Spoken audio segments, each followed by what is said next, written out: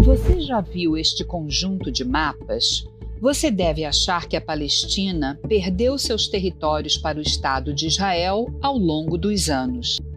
Você também deve ter visto que esse mapa já foi até usado para representar como seria se o Brasil fosse tomado por Israel. Imagina se fosse o seu país. A combinação desses 5 mapas gera uma percepção equivocada da história, na maioria das vezes baseada em um ódio contra a existência de Israel. Muitas fontes se utilizam de narrativas falsas e omissões para tentar transformar esse conflito em uma narrativa de vítimas e opressores, ignorando as complexidades do conflito. Mas a realidade é outra. Vamos olhar para cada um desses mapas e entender o que eles mostram. O primeiro mapa mostra a região da Palestina completamente verde, mas nessa época ainda não havia um Estado palestino soberano, não havia controle político palestino em um país independente. O nome Palestina referia-se à região, desde a época do Império Romano, de 135 a 390 da Era Comum. Mais tarde, toda essa região foi dominada pelo Império Otomano, que só se desfez em 1918 com o fim da Primeira Guerra Mundial. É em parte deste pedaço aqui da região da Palestina que hoje está o Estado de Israel, a faixa de Gaza e Cisjordânia. Essa região era conhecida como a Grande Síria e hoje corresponde à Síria, Líbano, Jordânia, Israel, Cisjordânia e faixa de Gaza.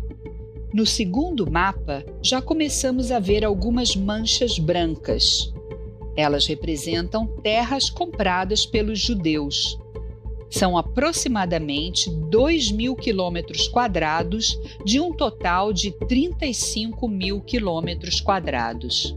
Enquanto as manchas brancas representam a propriedade privada de judeus, a parte verde mostra tanto o território aberto, dominado pelos ingleses, quanto a propriedade privada de árabes.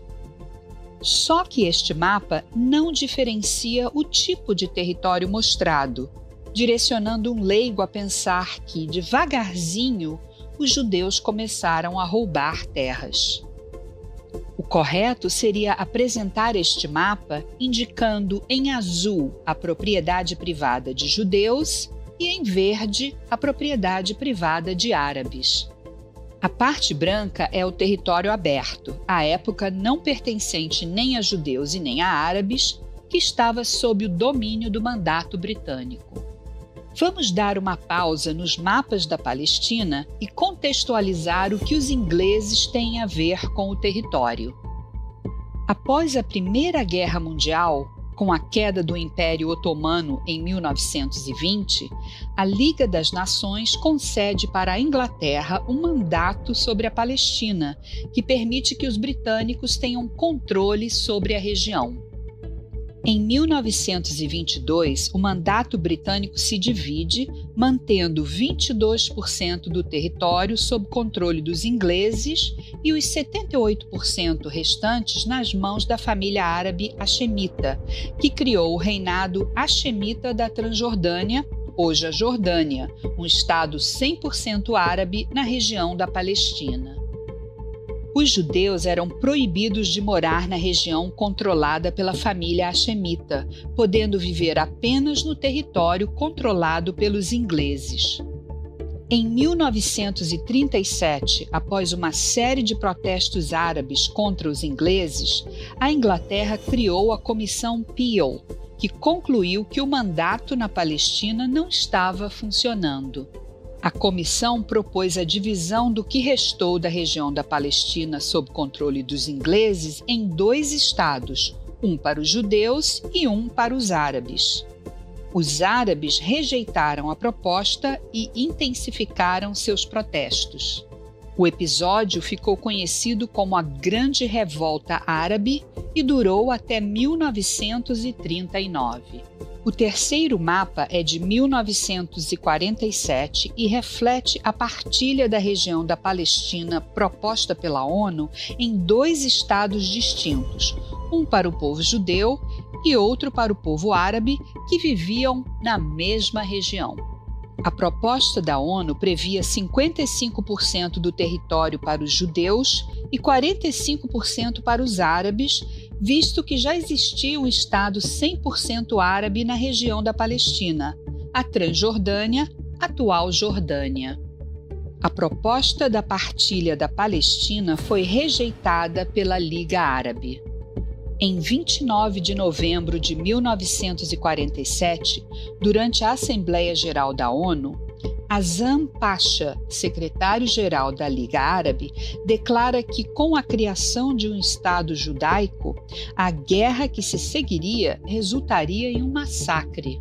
6 meses depois, os ingleses decidem sair da região e Israel declara independência. Os árabes não aceitam o novo país e iniciam a Guerra Árabe-Israelense de 1948, que ficou conhecida como a Guerra da Independência. A Guerra de Independência de Israel durou até 1949 e envolveu mais 5 nações árabes: Jordânia, Egito, Síria, Líbano e Iraque. Depois de 1 ano de guerra, Israel sobreviveu ao ataque simultâneo das 5 nações árabes e assinou acordos de armistício com Jordânia, Egito, Síria e Líbano. Com o final do conflito, Israel ganha controle de 78% do remanescente do território do então antigo mandato britânico na Palestina, o que nos leva ao próximo mapa do conjunto.